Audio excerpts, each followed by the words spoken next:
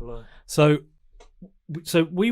He's because we're working from home and he's doing schooling in the next room. I heard him having a bit of an argument with his teacher the other day. I can't hear him. By the way. Yeah, you can't hear him, but bear with me. And I was like, what was that all about? What's that lesson? It's like sex education. But what is it called? HPS? No, but that wasn't my lesson. No, Just what was... going, Yeah, but what is... PSHE or something? PSHE, this lesson they have. And I heard him arguing. I was so proud of him because he came back and said, correct me if I'm wrong. I was like, what are you arguing about? He said, well, we're not allowed now when they show the anatomy of a man and a woman, we're not allowed to say male or female. We have to say person with a penis or person with a vagina because we don't want to offend if there's one child who maybe now he has a penis but identifies as a woman. We can't offend him by saying male or female because he'll say, well, I'm not a female, I'm not a male. So they have to, and I was like, right. It's about they can't categorize them as a male. They can't teach in a lesson and say, oh, you're a male if you have this, just in case they don't want to be like that. Take that. So now for all the sheets they hand out, they have to put person with penis and person with vagina.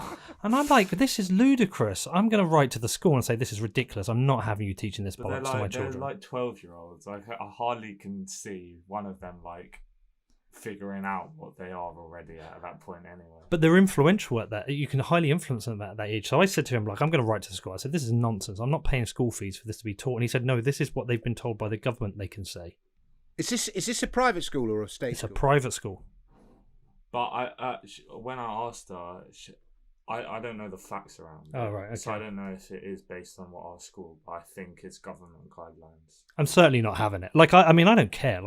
If a kid wants to identify as a boy, I don't care. But I'm not having the facts of biology changed in a school I'm paying fees for. Taleb's very good on this. I know he's made some interesting calls on Bitcoin in the last couple of weeks, but he's very good on the power of minorities to influence the whole of a group. And the NHS at the moment it now says in its literature about pregnancy, it says pregnant people. It doesn't say pregnant women. I know. I mean, and it's just this insane narrative, and it's built on bullshit, and it's built on this ability. I think what happens is the left tend to take offence at everything. Everything's offensive to the left, and to the right, everything's an outrage, and it's outrageous. Those are the two sort of. This is an outrage. This is offensive. But it's insane that women are no longer women. And my daughter's 18 in her final year of school, and there's a boy called Harvey in the year below her who identifies, and she's at boarding school, and he identifies as a woman, so everyone has to call Harvey she, and she now gets changed in the women's changing rooms at school, and you're like, she's got a cock, it's nuts, but yeah, I mean, where we are.